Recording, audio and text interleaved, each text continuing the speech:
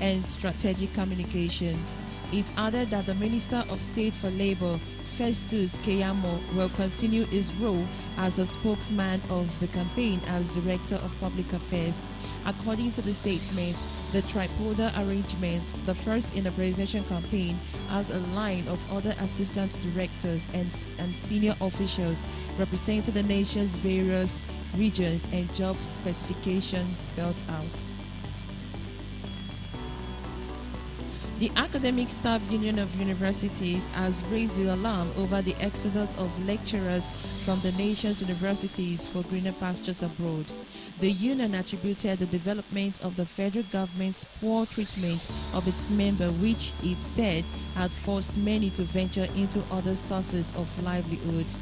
Speaking to journalists, the national president, ASU, Professor Emmanuel Osodeke, lamented that many lecturers had taken to farming and other economic activities, while a large number had left the country.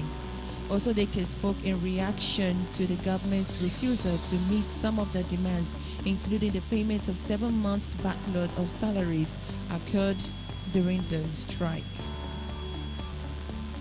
No fewer than 137 persons out of the 344 civil servants on the Directorate cadre jostling on to be appointed as principals of the nation's 110 unity schools across the country failed the examination organized by the Federal Ministry of Education. Our correspondent learned that the 207 directors who passed the computer-based competency test had been scheduled for oral interviews.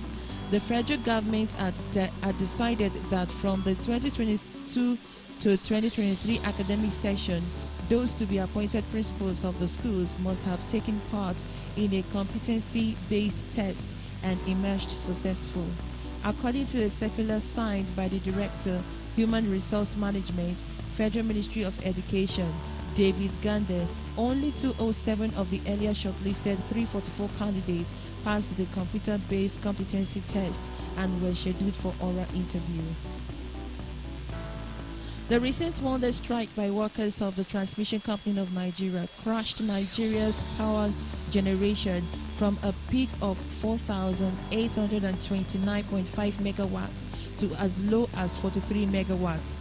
Data obtained from the Federal Ministry of Power showed that the country's power guild performance indicated that peak power generation on Tuesday before the workers' strike was 4,829.5 megawatts. Staff of the transmission company under the aegis of the National Union of Electricity Employees, NUEE, shut down the country's power guild last Wednesday, throwing businesses and other power customers into darkness. They went on strike in protest against a compulsory promotion interview for principal managers, unpaid entitlement, among other issues, and crippled the country's power supply for several hours before the intervention of the federal government. The death toll from a devastating 30-hour siege by al-Shabaab jihadists at a hotel in Somalia's capital, Mogadishu, has climbed to 21. Health Minister Ali Adan disclosed this as anxious citizens awaited news of missing relatives. Emergency workers have been trying to clear the debris of a gun and bomb attack by the Al-Qaeda-linked group on the popular Hayat Hotel, which left parts of the buildings in ruin, with many feared trapped inside. The Ministry of Health has so far confirmed the death of 21 persons and 117 people wounded in the assault that began on Friday evening and lasted over a day. The hotel sustained heavy damage during the gunfight between Somali forces and the insurgents.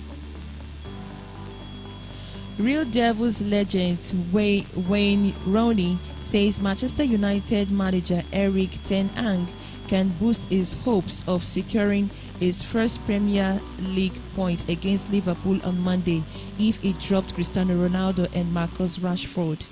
United have opened their campaign with embarrassing defeats.